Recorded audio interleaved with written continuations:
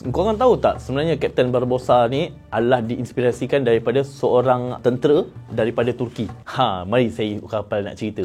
Sebenarnya kan, berkenaan dengan Kapten Barbossa ni seorang Islam. Ayah dia berasal daripada Greece, di mana bekerja dengan kerajaan Uthmaniyah, dan ayah dia adalah pemimpin tertinggi lah. Jadi ayah dia mempunyai 4 orang anak. Saya tak ingat nama abang dia, saya ingat Aruj abang dia yang orang yang hebat sekali. Dan Aruj Barbarossa ni, dia ni kerja dia berdagang, membuat kerja ayah dia. Ayah dia membuat kerja berdagang. Tetapi satu hari tu Sepanyol sudah kacau lah lautan Mediterranean. Kalau nak tahu, lautan Mediterranean tak besar mana pun, tetapi cukuplah untuk negara-negara tu berkongsi rezeki kat situ. Mereka berdagang. Jadi dihalang dan kapal mereka ditanun dan Aruj ditangkap. Masa itulah kebangkitan Barbarossa. Dia marah sangat sebab abang dia kena tangkap. Dia lawan selama 3 tahun untuk menepis angkara Sepanyol sebelum kedatangan dan juga campur tangan British. British ni adalah salah satu kuasa yang terakhir tau. Yang datang mula-mula Spanyol, Perancis. Mereka ni akan gerak gempur bersama-sama untuk menghapuskan orang-orang yang cuba nak memonopolikan pelayaran ataupun perdagangan dekat dalam Mediterranean. Artinya pada zaman dulu ni dah ada dah minta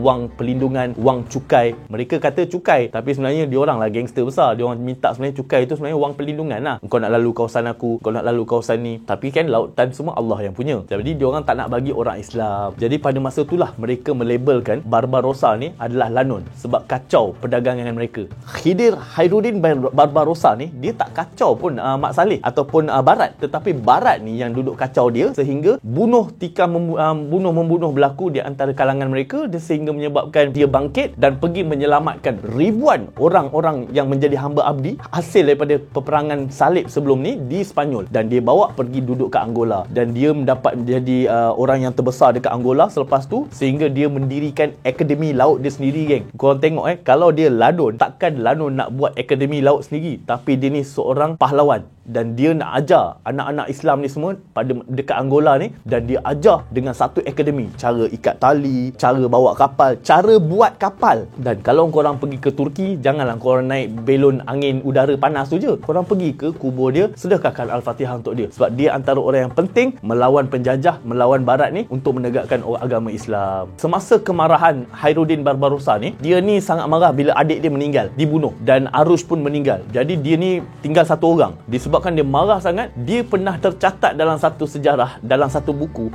dia pernah mengebom 300 biji kapal dalam masa-masa yang terdekat. Artinya dia tak pergi untuk melawan. Dia pergi, dia bomkan kapal tu, meletup. Jadi banyaklah kapal-kapal Barat ni semua tumbang, dan juga ada kapal-kapal yang cantik ni dia tawan, dia modified, dijadikan kapal perang dia pula. Jadi kalau ditanya kenapa orang takut dengan Barbarossa ni, sebab Barbarossa ni daripada sebatang lidi, dia dah jadi segumpal lidi, dapat banyak pengikut. Dan bila dia dah selamatkan orang-orang kat Sepanyol tu kan, orang-orang Islam yang Sepanyol tertindas ni semua, dia bawa ke Angola, dia punya pengikut makin kuat. Jadi pengikut dia saja, bukan tentera ni, tak campur tentera lagi, pengikut dia saja dah boleh lawan dah dengan ni, tak campur lagi tentera-tentera Angola yang saya tak cerita lagi ni. Mereka cukup takut dengan Barbarossa, dan mereka melabelkan Barbarossa ni sebagai lanun ataupun pirate yang mengganggu perdagangan mereka dekat sekitar Mediterranean. Last kali dia meninggal di usia 69 tahun lah. Apa yang kita nampak dekat sini, kebangkitan dia sedikit sebanyak menggoyangkan pihak-pihak Barat lah pada masa tu, dan saya pun teringin nak pergi ke makamnya, nak sedekah Al-Fatihah untuk hamba Allah yang hebat ni. Khairuddin Barbarossa ni dia di zaman Sultan Sulaiman keempat, tak silap saya. Sultan Sulaiman keempat ni banyak bagi dia dana-dana untuk dia membuat akademi laut dia sendiri, membina kapal dan support dia, sehinggalah dia menjadi pembesar yang tertinggi dekat Angola dulu sebelum datang ke Turki Uthmaniyah. Dia tak ada masa Konstantinopel tu. Yang ada Konstantinopel tu bapak dia. Sebenarnya kejatuhan Turki Uthmaniyah ni pada zaman Sultan Sulaiman lah.